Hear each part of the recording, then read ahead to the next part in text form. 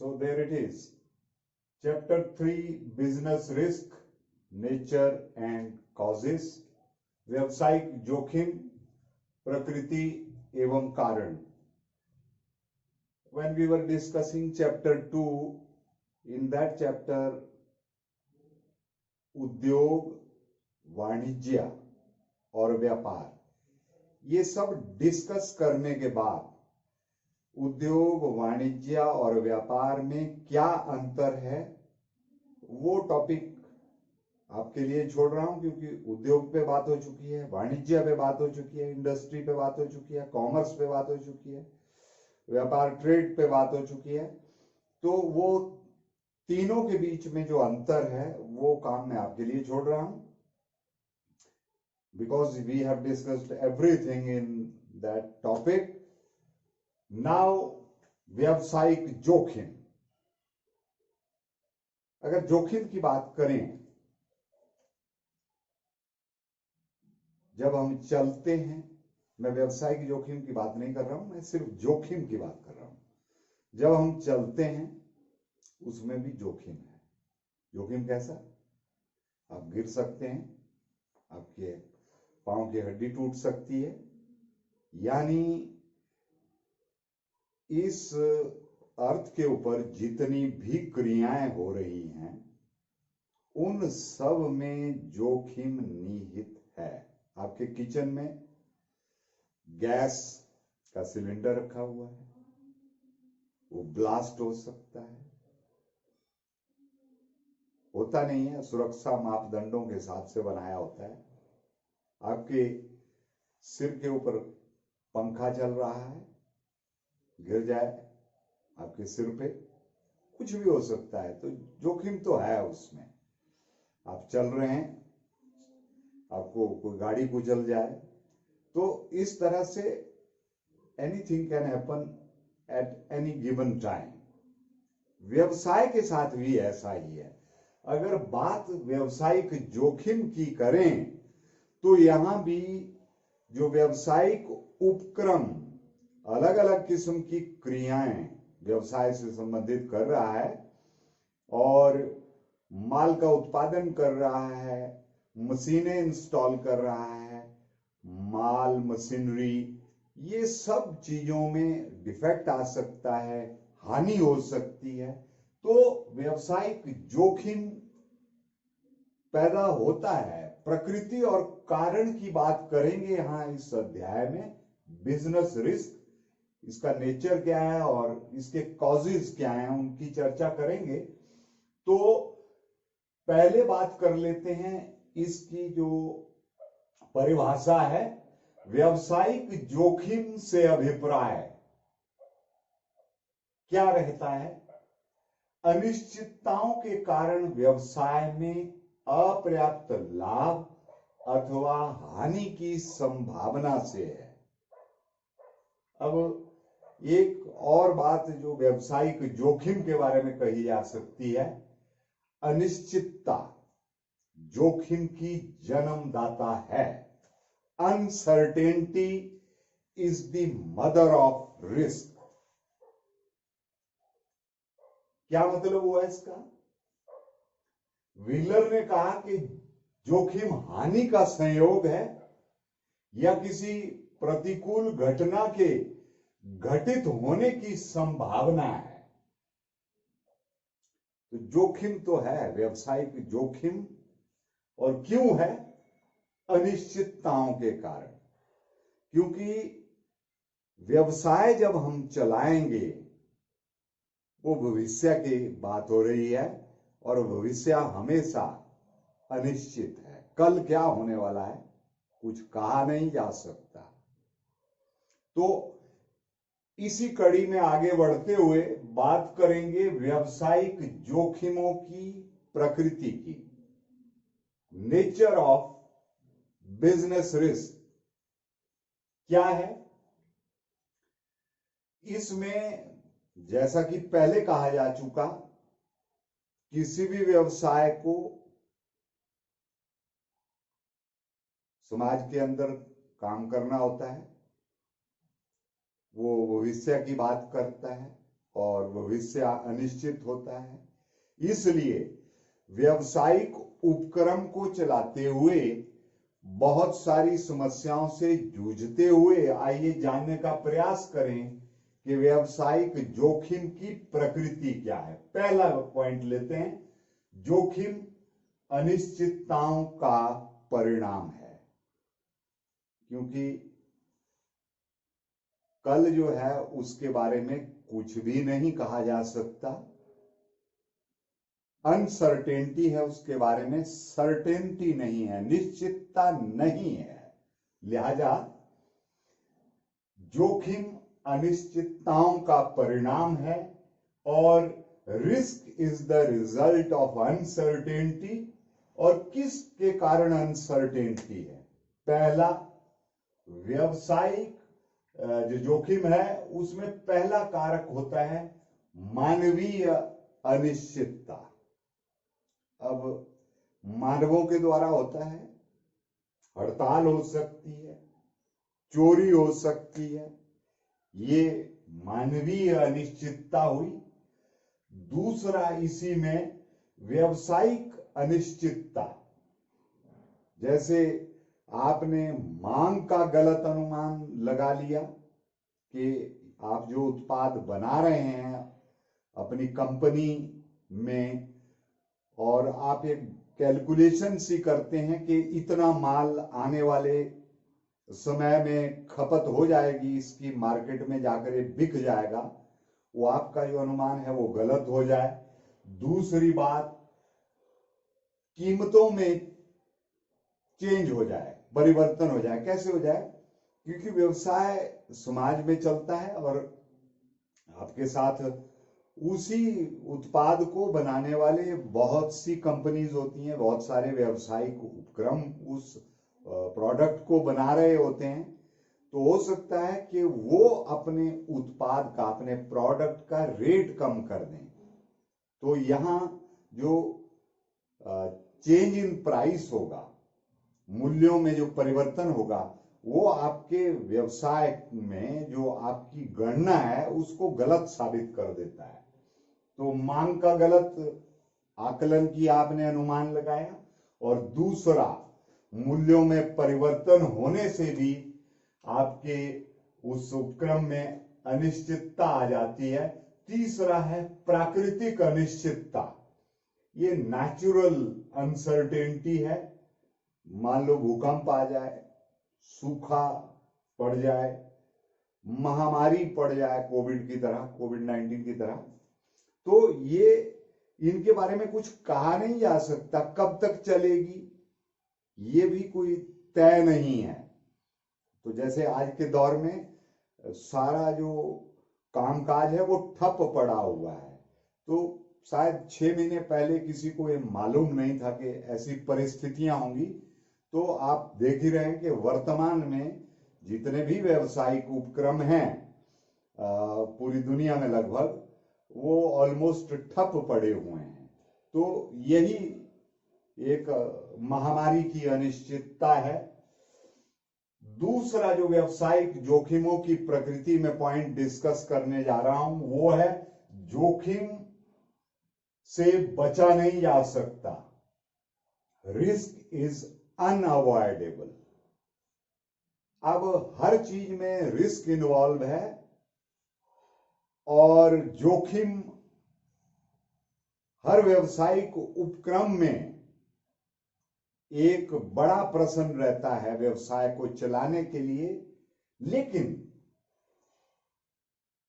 जोखिम है और उसके बीच में ही आपको काम करना होता है, इससे बच नहीं सकते। हम ऐसा सोचकर व्यावसायिक उपक्रम को शुरू करने से पहले अगर जोखिम के बारे में चिंता करने लग जाएंगे तो शायद व्यवसाय शुरू ही नहीं हो पाएगा। तो ये तो बात जग जाहिर है कि इससे बचा नहीं जा सकता, लेकिन उस तमाम अवरोधों के बावजूद, तमाम हिंडरेंसेस के बावजूद हम व्यवसाय चलाते हैं, दुनिया व्यवसाय चलाती है और लाभ हानि जो है वो प्रतिफल रहता है वो आने वाला समय तय करता है कि आपको लाभ होगा या हानि होगी। तो जोखिम से बचा नहीं जा सकता, इसके लिए कोई रेडीमेड सॉल्यूशन या कोई ऐसा हल है नहीं जिससे आप बच सकें। तीसरी बात, जोखिम की मात्रा व्यवसाय के आकार के अनुसार होती है। जितना बड़ा व्यवसाय होगा उसमें उतना बड़ा रिस्क इन्वॉल्व होता है, और जितना छोटा व्यवसाय होगा उसमें उतना कम जोखिम होगा। जाहिर सी बात है, बड़ा जोखिम लेंगे तो बड़े लाभ मिलेंगे, छोटा व्यवसाय चलाएंगे तो जोखिम भी छोटा ही रहेगा, उसमें कम रहेगा मात्रा। चौथा जो बिंदु रहेगा, पॉइंट रहेगा, जोखिम का प्रतिफल लाभ होता है। What is the end result of risk? जितना बड़ा जोखिम लेंगे व्यवसाय में उतना ज्यादा लाभ होता है, और जितना कम जोखिम उठाएंगे उतना कम लाभ होता है। व्यवसाय से परे हटकर अगर खेल की बात करें, अगर आप क्रिकेट फील्ड में बड़ा शॉट मारते हैं, ऊंचा मारते हैं, तो आपको 6 भी मिल सकता है। अगर आप सिर्फ ग्राउंड से खेलते हैं तो फिर 4 ही मिलेगा, चाहे आप जितना बढ़िया खेलें। तो उस 6 में संभावना होती है कि आप पकड़े जाएं, गेंद हवा में जाएगी, लेकिन रन भी 6 मिलते हैं उसके बदले में, और जमीनी शॉट को खेलने से ज्यादा से ज्यादा 4 ही मिलेंगे आपको। तो इस तरह से जोखिम का प्रतिफल जो है वो लाभ होता है, प्रॉफिट होता है।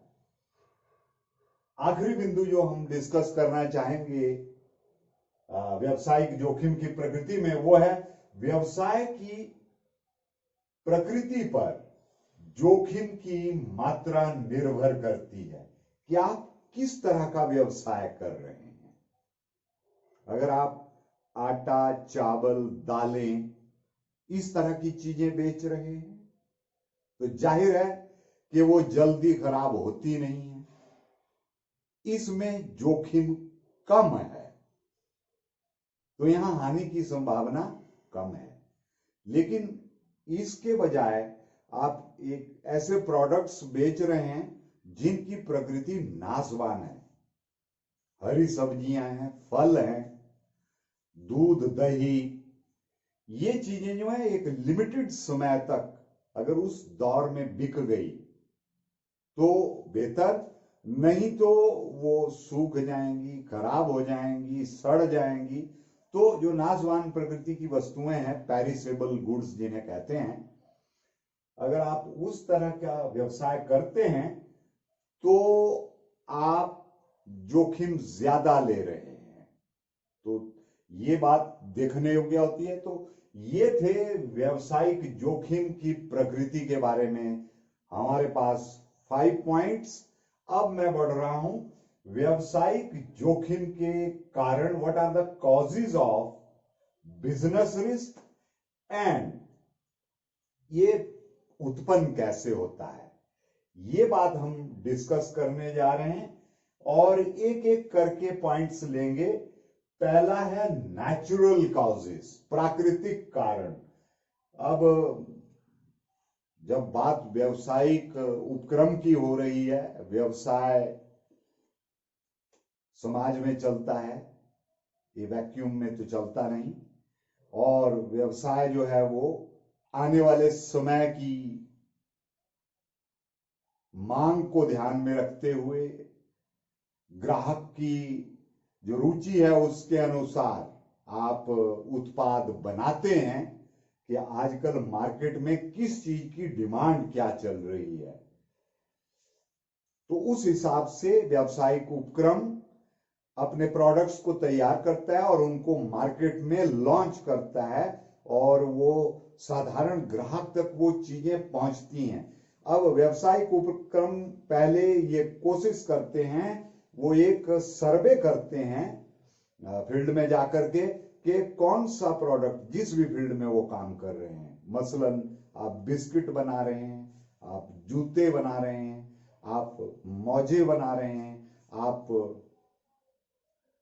रेडीमेड गारमेंट्स बना रहे हैं, आप क्या बना रहे हैं, तो आपको जाकर के मार्केट में तलाशने होते हैं, अपने अवसर क्या हैं आपके व्यवसाय के, आपके उस प्रोडक्ट के बिकने के क्या संभावनाएं हैं और किस रेंज का प्रोडक्ट बनाया जाए। ये सारी चीजें पहले डिस्कस कर ली जाती हैं, सारी चीजों का मूल्यांकन कर लिया जाता है, सर्वे किया कर जाता है, सर्वेक्षण किया जाता है और उस हिसाब से व्यावसायिक उपक्रम अपने प्रोडक्ट को मार्केट में लॉन्च करते हैं, उतारते हैं और एक लंबी प्रक्रिया के तहत ये सब सोची समझी प्रक्रिया होती है। तो प्राकृतिक कारणों, नेचुरल कॉजेज की बात करूंगा। इसमें आते हैं मौसमी परिवर्तन।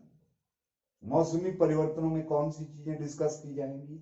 बाढ़ का आना, सूखा होना, तूफान आ जाना, ये इस तरह से ये आपके व्यवसाय के ऊपर असर डालती हैं ये चीजें, कि इतना ज्यादा तूफान चला कि आपका जो व्यावसायिक उपक्रम है उसकी छतें ही उड़ गई। तो इस तरह से कुछ भी हो सकता है, फॉर दैट मैटर आकाशीय बिजली का गिरना वगैरह वगैरह। क्यों? ये मौसमी परिवर्तन है।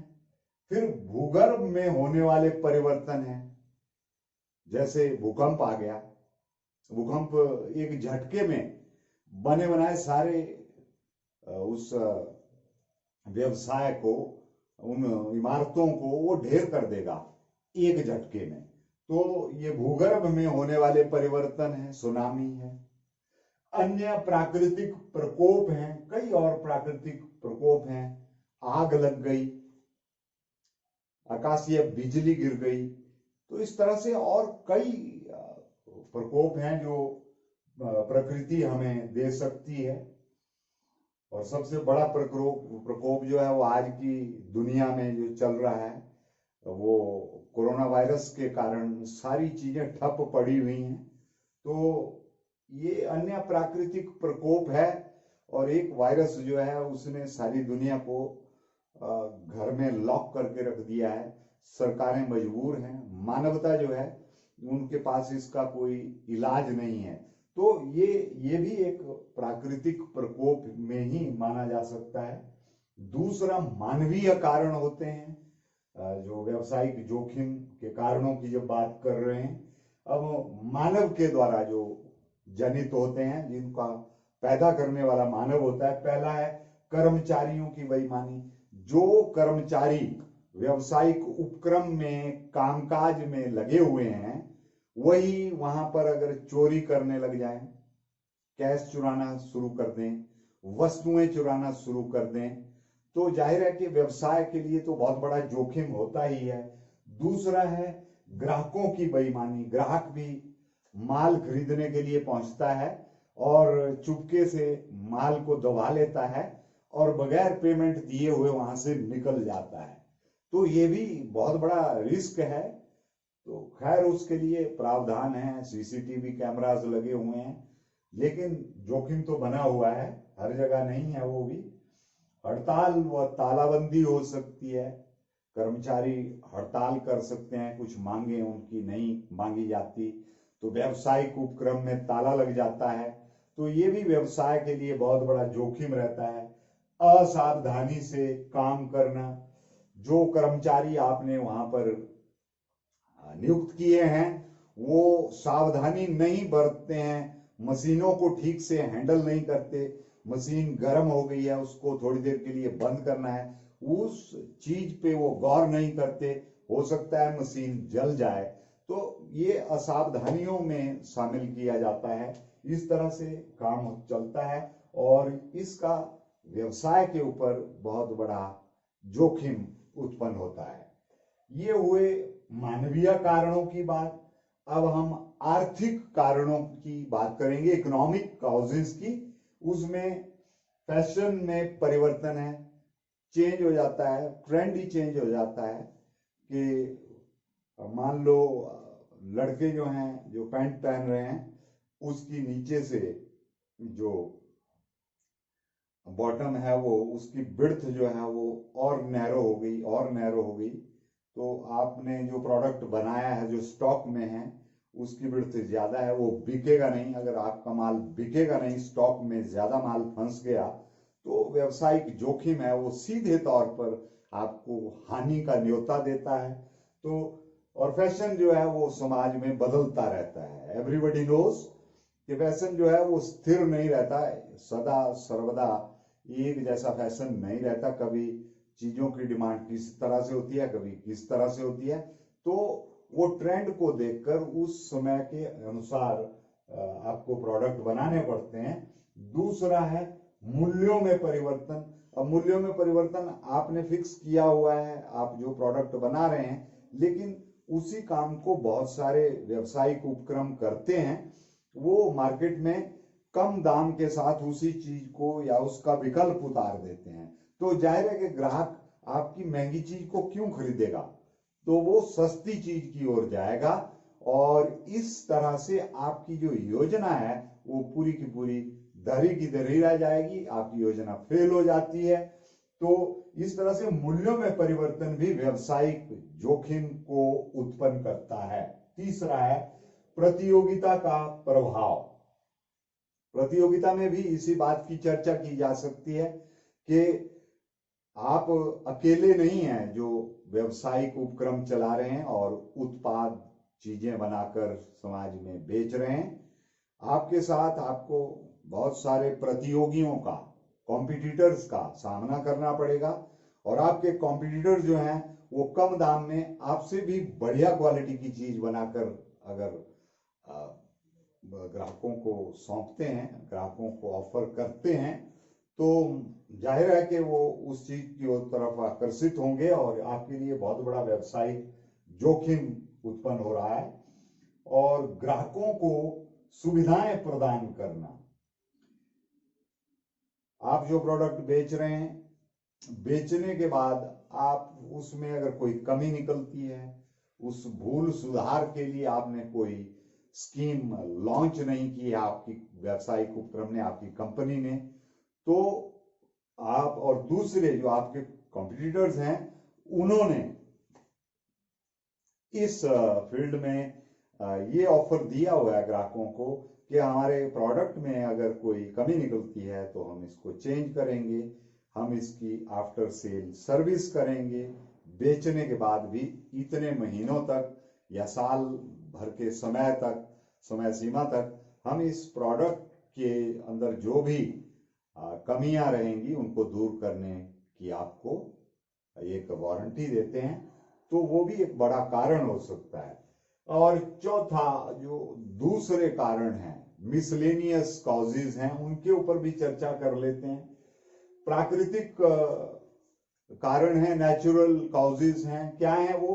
जैसे जो शीघ्र नाशवान वस्तुएं हैं, फल सब्जियां वगैरह, वो सड़ जाती हैं।